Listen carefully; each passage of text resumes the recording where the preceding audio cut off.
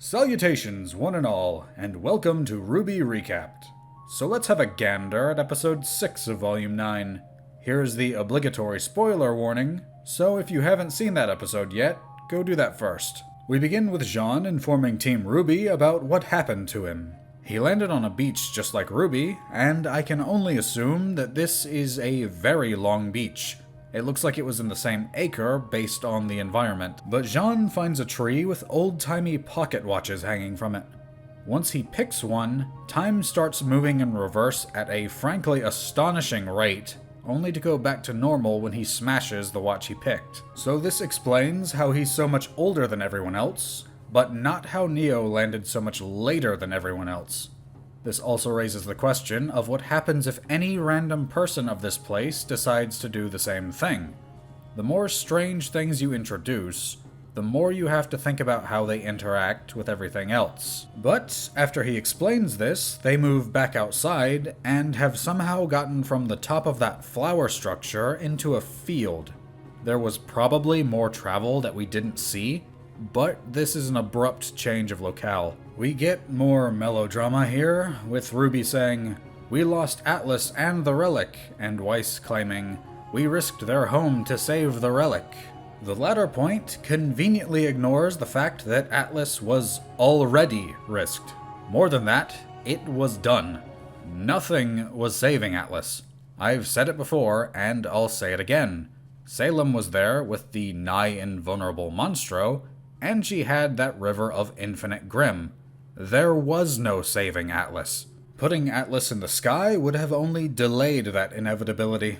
Salem has infinite time. She'll get up there eventually. 12 years, 100, 1,000, it doesn't matter. She can have an infinite offensive, and she only needs to win once, while you'd have to win every time. RWBY's point ignores the fact that nobody else was doing anything. We don't see any other huntsmen or huntresses helping to fight Cinder, and the Atlas military was conspicuously absent. Atlas was depicted as empty when it fell, so where were the troops? A few dozen of them attacking Cinder from range would have broken her aura, and then we wouldn't have a Fall Maiden on the enemy team. But thankfully, Jaune cuts this off by saying, "Are we done?" The Atlas debates both in-universe and in reality were tired long ago, and if you're these characters, you can't just break down every episode. You have to keep moving forward. If you're Team RWBY, you don't have the luxury of being emotional. Few people know what you do, and even fewer are in a position to do anything to hinder Salem. You have to get back to Remnant by whatever means necessary.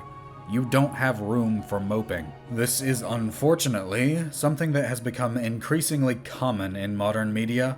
Characters get way too emotional way too frequently when they don't have time as a resource to spend. You need to suck it up and keep moving. You can deal with your emotions afterwards. But as they walk, Jaune mentions that he's surprised that they made it this far on their own. When Blake mentions the cat, Jaune becomes visibly angered. It's also strange that Blake only just now noticed that the cat isn't with them, despite them all seeing the cat stay behind in the last episode. But the cat does catch up to them, and Jaune draws his sword, or what remains of it. He becomes angrier still when he mentions that they want the cat to take them to the tree. Jaune tells them that he took Alex, and apparently her brother there, who the cat deliberately neglected to mention. He says that the tree will erase who they are, but the cat denies this, saying that they aren't from here, so that it wouldn't do that to them. Jaune counters that saying Lewis, Alex's brother, never went back to Remnant after going to the tree. But their debate is interrupted by the approaching storm, which Jaune explains puts them in a sort of pocket dimension, where they either need to wait it out or resolve their conflict to escape. How he knows this is unconfirmed, but this would imply that this isn't the first time he's been in one of these. If that's the case, then what was he resolving, and with who? Another strange thing to note is that Weiss falls through a hole and nobody reacts. If a hole opened up and ate me and my friends didn't care, I'd be finding new friends. Jaune explains that Alex and Lewis showed up before Team RWBY. I know I keep asking this, but how? Blake has been professing that they need to do this because it was in the story, or that they should have done that because it was in the story. But how and why was this Alex here? Nobody has mentioned or questioned that. What's more, apparently Jaune traveled with Alex and Louis without ever asking them that question. Alex was apparently vile from the start though, but she became worse after meeting the herbalist. She poisoned Jaune and then left him. Jaune then explains that he met the cat after this, and that it wants to take beings to the tree to feed it. This seems to imply that it either requires or desires this ascension process to sustain itself. But the cat shows up again, and it tries to play the victim, saying that Alex promised to take him to Remnant only to leave him, and that's what Team RWBY wants to do as well. Newsflash! They were completely honest about wanting to go to the tree. You aren't a victim here. You're the deceiver. He tries to say, "Oh, she tricked me. She used me." I'm not buying it. Most of your dialogue has been either empty or vague, and you have nothing to counter Jaune's accusations. You're dodging his points, and that makes you look guilty. But the cat buggers off, and the sequence ends. But while that was going on, Yang and Blake were in a separate part of this dimension, each stuck on a section of rope bridge with a circular platform attaching them. Blake seems to think that they need to reach it, but honestly, you'd be better off on the bridge. It doesn't seem to be in any danger of breaking, and there's nothing to hold on to on that platform. You'd go flying right off. But what this sequence really is just confirming Blake and Yang's relationship. I genuinely couldn't care any less about this sort of thing, but the timing of it exemplifies my fears of this volume. This is something that should have been woven organically into the story. Maybe their declaration of love and kiss scene happens after a great victory where they're full of emotion afterwards. Or maybe it occurs after a devastating defeat where they almost die and don't know if they'll get another chance to do this. But this volume has essentially put the brakes on the main plot thus far, and this happens in isolation. This season has put the main cast in a realm completely removed from the plot, and unless something important happens in here, then this will just be fluff or filler. I'm sure most of you know of the dreaded anime-only arcs. You know, where a story arc will happen, and then things get reset back to where they were at the start by the end, and nobody ever mentions it again? I really hope that this isn't what this volume is, especially not after a 2-year hiatus. Something needs to have lasting impact here. That's why I hope that Jaune's aging isn't reversed.